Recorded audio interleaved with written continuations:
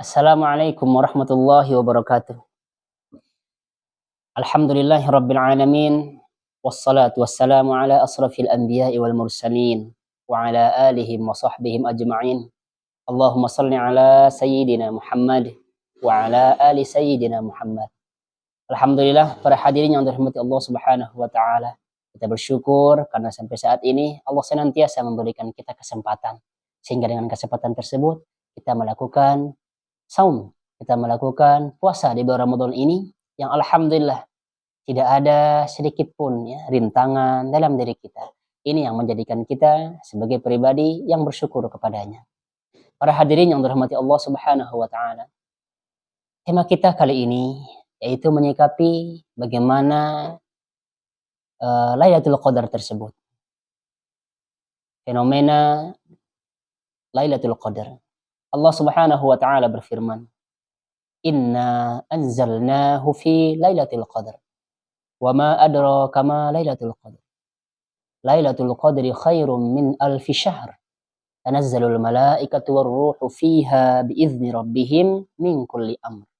Salamun hiya hatta matla'il fajr."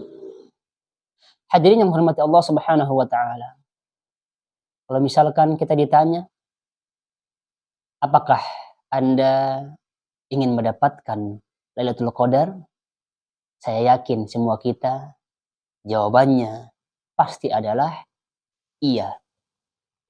Jawabannya kita pasti sangat menginginkan Lailatul Qadar tersebut. Bayangkan kita mendapatkan Lailatul Qadar lebih baik daripada 1000 min al-syahr. Ini luar biasa ya, yang dihadiahkan Allah kepada kita di bulan Ramadan. Namun sayangnya, di samping kita sudah mengetahui, kita disuruh oleh Rasulullah SAW menjemput Lailatul Qadar tersebut di 10 malam terakhir. Akan tetapi banyak di antara kita yang disibukkan oleh dunia. Disibukkan di mana di 10 hari terakhir itu banyak di antara kita yang disibukkan pergi ke pasar, ya, berdempet-dempetan antara laki-laki dan perempuan, memilih dan memilah baju untuk baju lebaran, membuat kue, dan lain sebagainya.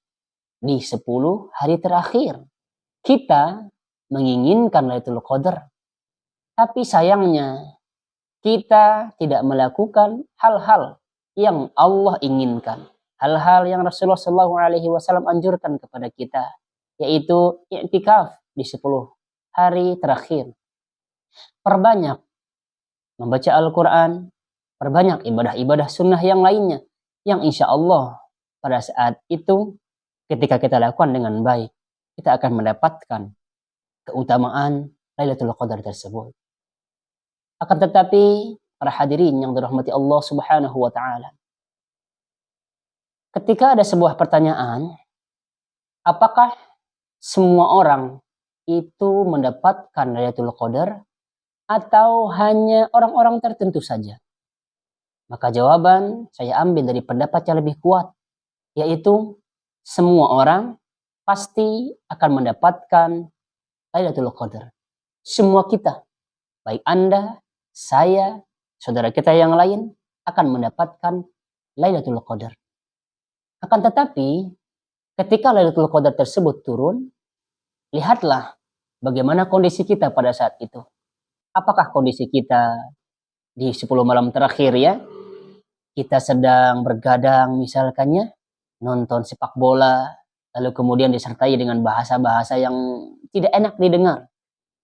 Atau pada saat itu, pada saat Lailatul Qadar itu turun, kondisi kita pada saat itu melakukan kemaksiatan.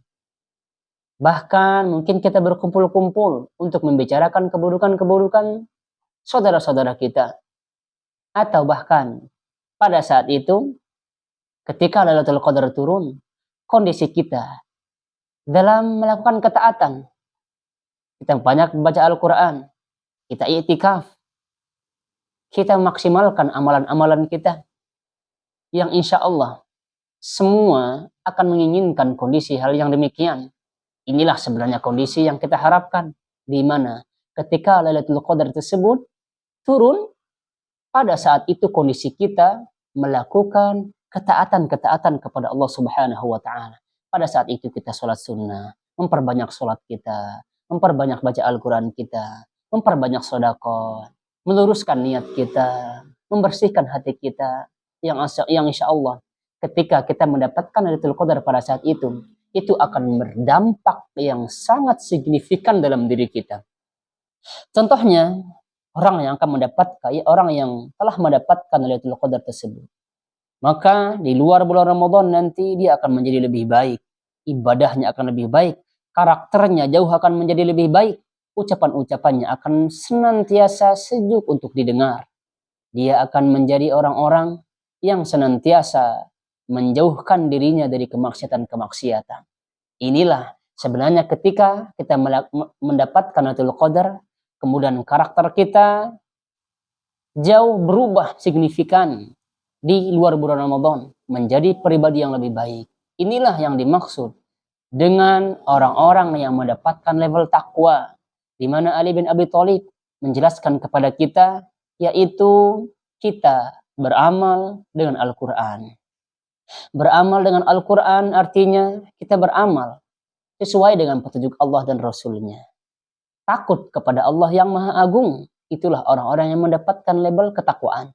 Itulah orang-orang yang mendapatkan Lailatul Qadar, sehingga dampaknya, efeknya dalam diri dia sendiri lebih baik, dan menjadi lebih baik.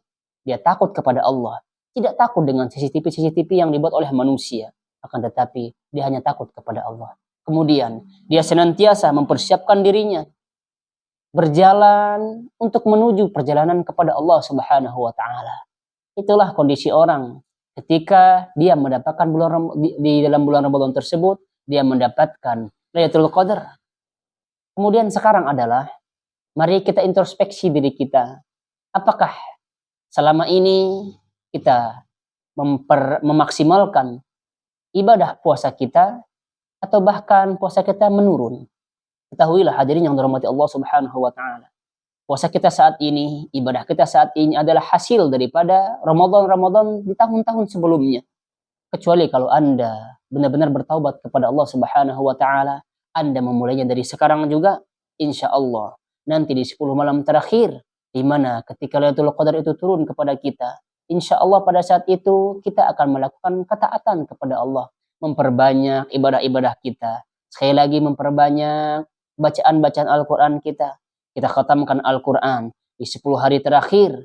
Insya Allah kita bisa mengkhatamkan Al-Quran. 5 hari saja bisa mengkhatamkan Al-Quran. Bahkan 1 hari pun bisa mengkhatamkan Al-Quran. 2 hari bisa mengkhatamkan Al-Quran. Kita berharap pada saat Lailatul Qadar itu turun, kondisi kita pada saat itu bukan dalam keadaan kemaksiatan, akan tetapi kondisi kita pada saat itu adalah kita melakukan ketaatan kepada Allah Subhanahu wa taala, yang dengannya nanti insya Allah akan merubah diri kita menjadi pribadi yang lebih baik, menjadi pribadi yang takut kepada Allah Subhanahu wa taala, menjadi pribadi yang senantiasa mempersiapkan dirinya untuk berjalan menuju perjalanan kepada Allah Subhanahu wa taala. Mudah-mudahan ini ada manfaatnya. Subhanakallahumma wa bihamdika asyhadu an la ilaha illa anta astaghfiruka wa atubu ilaik. Assalamualaikum warahmatullahi wabarakatuh.